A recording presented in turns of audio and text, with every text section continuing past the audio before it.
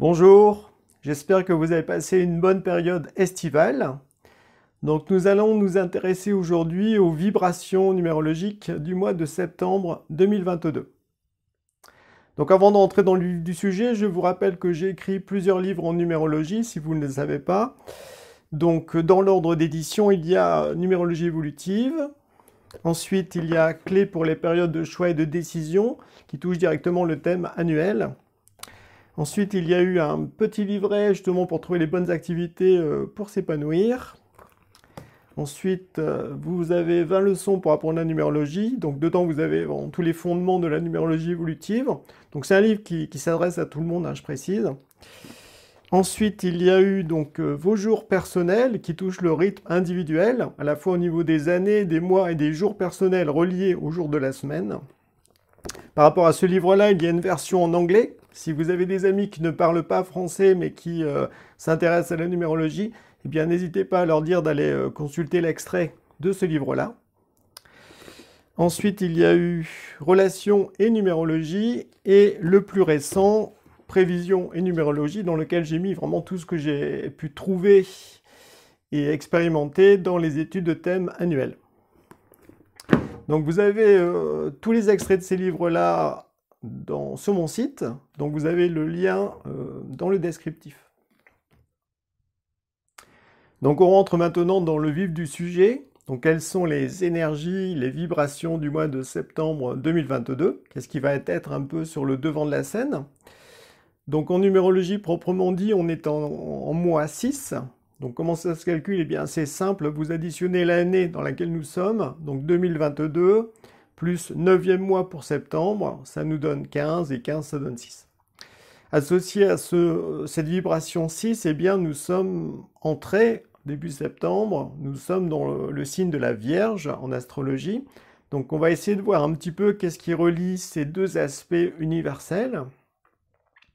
Bon, tout d'abord, le 6 est beaucoup relié à la notion d'harmonie, à la notion d'amour, de service, de responsabilité également. Donc, c'est-à-dire, c'est intéressant parce que autant en août, on était dans le signe du lion et puis dans l'énergie du 5, donc c'était très rayonnant, très expansif, et puis surtout, ça pouvait entraîner beaucoup de dispersion, de voyage, de déplacement, d'exaltation. Et d'un seul coup, là, en rentrant dans le mois de septembre, donc ça va bien avec la notion de rentrée, eh bien, les choses redeviennent beaucoup plus sérieuses. Et là, il faut se poser des questions, il faut réfléchir pour savoir, mais qu'est-ce qui est vraiment important aujourd'hui pour moi, pour ma famille, pour mon évolution, pour cette rentrée. Donc, c'est comme si après l'exaltation de l'été, eh bien là, on redescend sur Terre. D'ailleurs, le signe de la Vierge, c'est un signe relié à la Terre. Donc là, faut faire preuve de méthode, de rigueur, d'organisation. Donc ça va bien avec le nombre 6 également. On s'organise pour que justement notre vie soit en harmonie avec l'univers, avec notre destinée. Donc ça, c'est bien sûr, c'est l'idéal. Hein. Ça nécessite une ouverture spirituelle. Mais bon, si vous regardez cette vidéo, c'est que forcément, vous avez cette ouverture-là. Après, ce qui est important, c'est de la mettre en pratique. Comment est-ce que je peux vivre cette harmonie dans ma vie concrète, voilà, avec mes semblables, dans mes relations, dans mon travail, dans le soin que je porte à mon foyer, parce qu'à la fois, que ce soit le signe de la Vierge ou le 6, eh bien, sont reliés à la dimension du foyer, aux tâches quotidiennes également, donc il faut en prendre soin. En fait, il faut habiter dans un bel endroit qui nous correspond, qui est au fond un miroir, un reflet de nos convictions intérieures, de nos valeurs spirituelles ou universelles.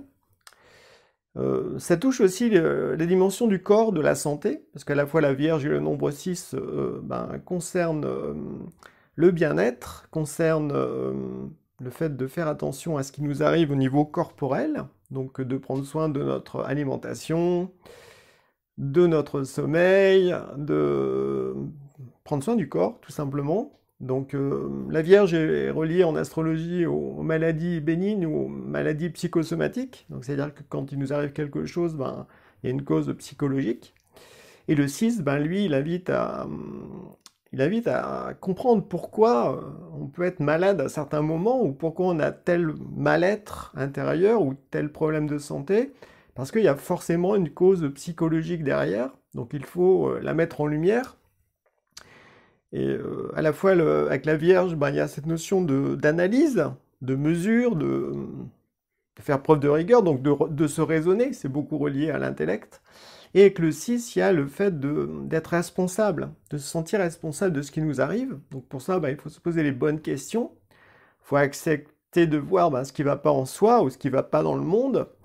Il ne faut pas être naïf, justement, il faut au contraire se comporter en adulte. Et de là, eh bien, on peut trouver des solutions, on peut justement s'améliorer et se rééquilibrer.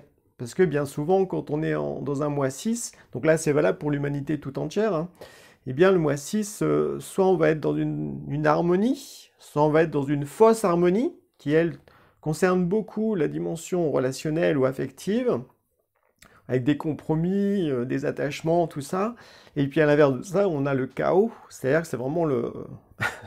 ça pète dans tous les sens, donc la véritable harmonie demande une conscience, demande des efforts, demande au fond d'être lucide sur ce qui se passe réellement, alors que la fausse harmonie, elle, on rêve d'un certain bonheur, on a vécu de bonnes choses et on ne veut pas que ça change, donc on est attaché au passé et voilà, on ne veut pas trop voir les choses, donc on se voile la face. Et puis d'un autre côté, avec la dimension du chaos, et bien là au contraire on veut tout faire péter, on veut tout détruire, soi-disant pour partir sur de nouvelles bases, mais en fait c'est pas une bonne attitude, parce qu'il y a toujours un équilibre à trouver entre les extrêmes. D'ailleurs cette notion de trouver un équilibre, c'est-à-dire travailler la tempérance, donc en fait c'est la vertu qui est reliée au signe de la Vierge.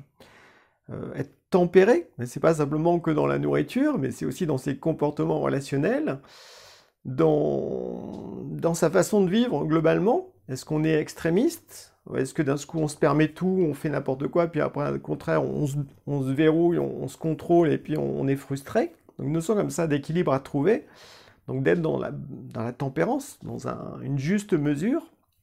Ça va bien aussi avec l'énergie du nombre 6, qui est un nombre qui touche l'équilibre et l'harmonie, mais aussi le lien entre la terre et le ciel.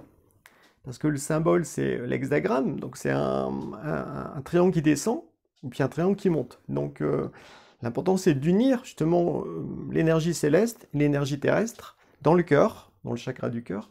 Et de là, eh bien, on peut être beaucoup plus en harmonie et aussi mieux se maîtriser au niveau de ses appétits, on va dire de tout niveau, pour être plus tempéré dans sa vie. Donc c'est une vertu à cultiver durant le mois de septembre, qui justement permet de rester lucide sur ce qui se joue à la fois dans le monde, mais aussi en soi, dans ses mouvements intérieurs, dans ses désirs, dans ses envies, dans ses besoins. Donc il faut arriver à peser les choses avec justesse, pour savoir jusqu'où on peut aller, quelles limites il ne faut pas dépasser, parce que sinon après ça devient égoïste au fond.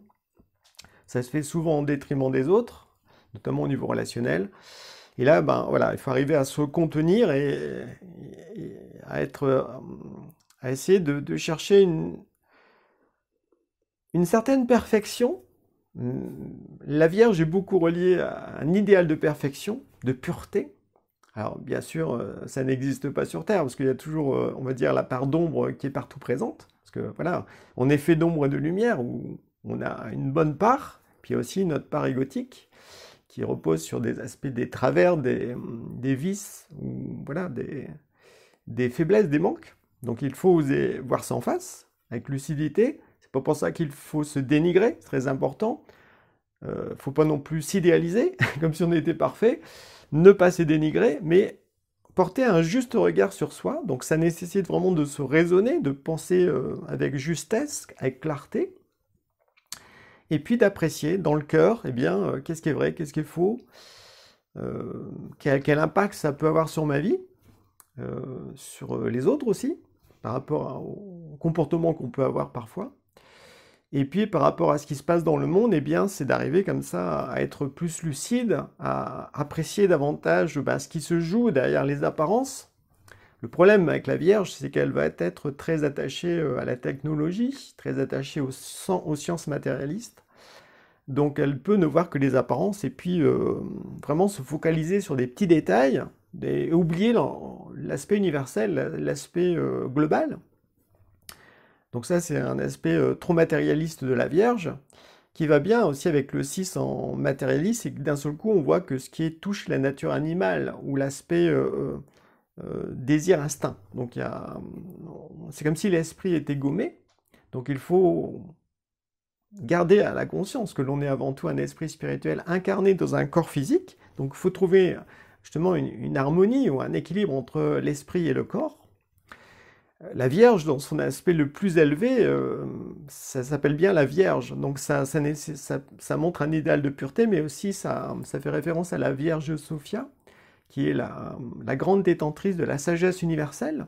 Tout notre monde est empli de sagesse, sauf que cette sagesse, elle est comme cachée derrière les apparences, donc il faut s'intéresser à la dimension spirituelle pour essayer justement de comprendre tout ce qui se joue sur Terre, concrètement, mais en même temps dans l'invisible, de façon à être plus réaliste.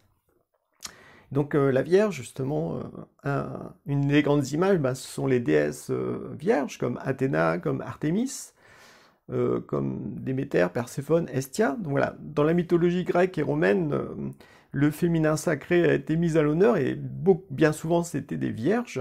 Donc elles représentent cette pureté, cette quête d'idéal que l'on peut avoir en soi, et qui après, comment faire pour essayer de vivre en accord avec ça sur Terre, sachant que voilà, on a une part d'ombre qu'il faut maîtriser, qu'il faut transformer petit à petit. Donc avec la Vierge, il y a cette aspiration à la purification, à la pureté.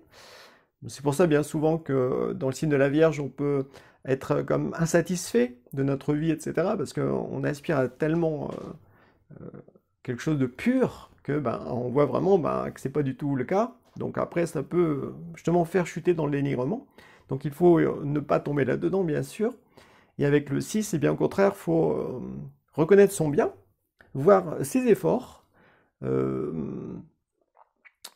voir en quoi on a progressé, puis en même temps ne pas se voiler la face, voir ce qu'il faut travailler sur le moment. Parce que nous vivons tous des situations qui nous montrent des parties d'ego, des parties de mal en soi, à mettre en lumière, à clarifier, puis à transformer, pour justement devenir meilleur, donc s'améliorer, et donc tendre vers cet idéal de perfection ou de purification, de pureté, cher à la Vierge. Qu'est-ce qu'on peut dire d'autre? Oui, donc la Vierge est beaucoup, comme c'est le dernier signe de l'été, c'est le signe où justement la nature offre ses derniers fruits. Donc c'est beaucoup avec le raisin notamment, ou d'autres fruits qui ont poussé durant l'été. Donc ça nécessite, ça fait référence au don de soi. Et le 6 est justement relié à ce don de soi. On va offrir le meilleur de soi aux autres. Donc ça nécessite de l'avoir conscientisé en partie dans son cœur. Parce que si on ne sait pas quel bien on porte, qu'est-ce qu'on va pouvoir offrir? Donc le 6, il est dans cet aspect adulte on cerne mieux son bien, on arrive à en prendre conscience, à le peser, et après de se dire quel acte je peux faire pour le manifester, pour le donner, puis aussi en être responsable. Parce que quand on prend conscience d'un bien en soi, eh bien qu'est-ce qu'on en fait, hein? Si c'est juste pour soi, pour le garder, et puis il n'y a rien qui sort, en fait c'est une attitude égoïste, et surtout ça ne nous fait pas évoluer. Alors que quand on prend conscience d'une partie de notre esprit, de notre bien, c'est après concrètement quels sont les actes que je peux faire pour le manifester, l'extérioriser. Et ça va bien avec la dimension au fond du service, parce que autant la Vierge et le nombre 6 sont reliés à cette notion de service. Donc le service, au fond, c'est quoi? C'est pas satisfaire les désirs des autres ou les prendre en charge. Non, c'est les aider, au fond, à se révéler.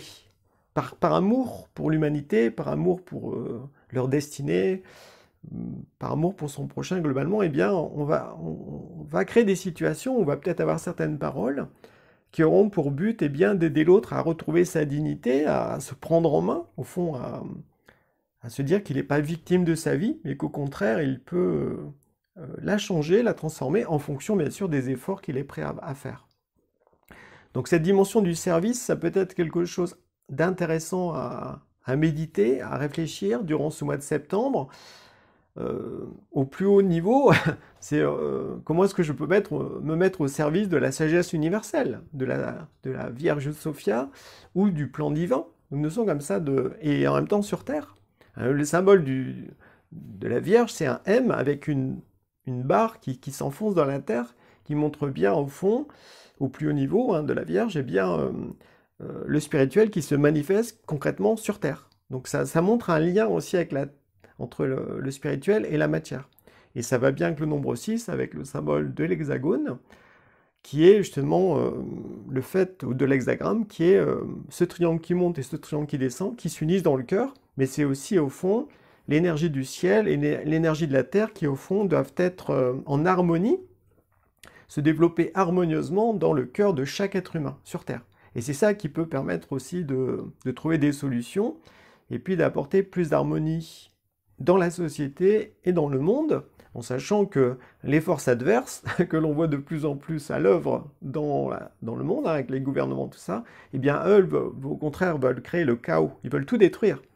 Et donc, il faut opposer à cela eh bien, une force de bien. Et cette force de bien, c'est quelque chose que l'on a ressenti en soi d'abord, que l'on exprime. Ça peut être dans une créativité, ça peut être dans des rencontres, dans des actes de service, justement, dans des actes aussi qui touchent la nature, ou dans son travail. Bref, comment est-ce qu'on fait pour manifester son bien, l'offrir aux autres, et pourquoi pas après aussi s'unir avec d'autres pour générer dans le monde, au sein de l'humanité, un bien plus grand que tout seul on ne pourrait pas faire.